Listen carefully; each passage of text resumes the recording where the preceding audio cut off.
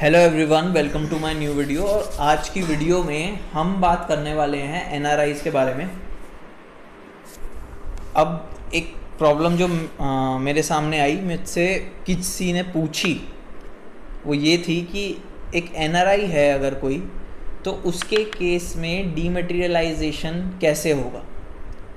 देखिए, basic process same है dematerialisation का, बट एनआरआई के लिए एक जो स्पेशल चीज़ है वो ये ध्यान रखने वाली है कि मान लीजिए कोई पर्सन है एक्स, पहले इंडिया में रहता था और उसने शेयर्स खरीदे थे, कुछ समय बदला और वो इंडिया से बाहर चला गया और आज उसका स्टेटस एनआरआई का हो गया। जब उसने शेयर्स खरीदे थे वो रेजिडेंट था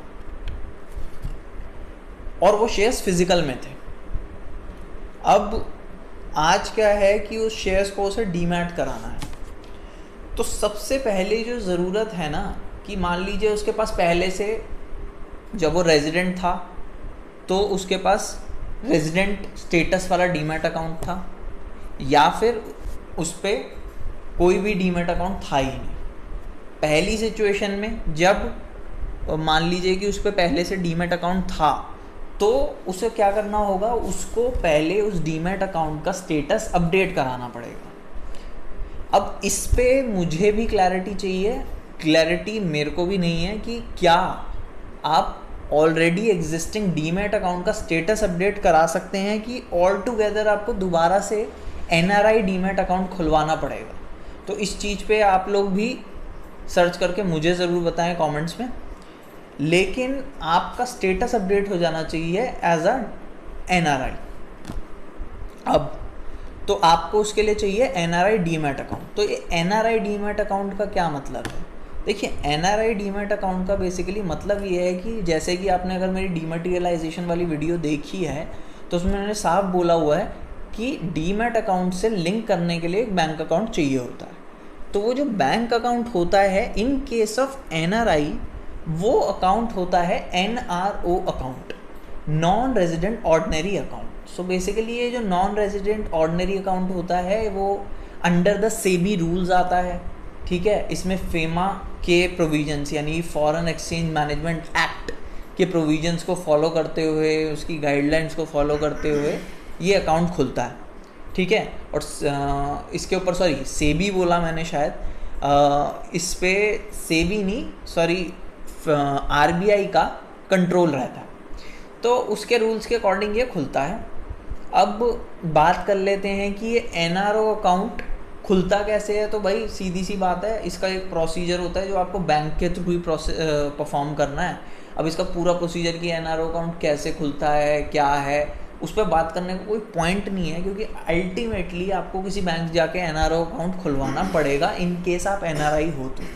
और आजकल ये ऑनलाइन भी ये सर्विसेज अवेलेबल हैं बड़े प्यार से, बड़े बड़े सारे बैंक्स प्रोवाइड करते हैं, आईसीआईसीआई, एचडीएफसी, कोटक, ये इन तरह के सारे बैंक्स ही प्रोवाइड करते हैं ये अकाउंट्स। तो वो अकाउंट आपको खुलवाना पड़ेगा। एनआरओ अकाउंट जब खुल गया, उसके अगेंस्ट फिर आप एक डीमैट अकाउंट खुलवाएंगे कि भाई डीमैट अकाउंट फॉर एनआरआई, ठीक है। उसमें आप वो एनआरओ अकाउंट लिंक कर देंगे। आपको इसमें अगर आप थोड़ा और रिसर्च करेंगे तो आप पाएंगे कि इसके अगेंस्ट एक पीएमएस अकाउंट भी खुलता है, तब जाके आप इसमें ट्रेडिंग कर पाते हैं। तो ये सब चीज़ें होती हैं, लेकिन वो सब चीज़ें, एक प्रोसीजर ऐसा है कि वो अल्टीमेटली डीमैट जिस कंपनी के साथ आप खोलोगे उसके साथ, और एनआरओ अकाउंट जिस बैंक के साथ खोलोगे वो लोग वो परफॉर्म करेंगे आपसे, जहाँ पे मतलब जो जो चीज़ें आपसे साइन करानी होंगी वो कराएंगे, वो खोल देंगे। जब आपका ये एनआरआई डीमैट अकाउंट पूरा बन के तैयार हो जाता है, उसके बाद आपको डीमटेरियलाइजेशन रिक्वेस्ट फॉर्म डालना है, और उसके साथ ही इशूइंग कंपनी यानी जिसके शेयर्स आपने होल्ड कर रखे हैं उसे एक लेटर लिखना है कि सर, मेरा स्टेटस आज की डेट में फ्रॉम रेजिडेंट से नॉन रेजिडेंट इंडियन हो चुका है, प्लीज़ मेरा स्टेटस अपडेट कर लीजिए।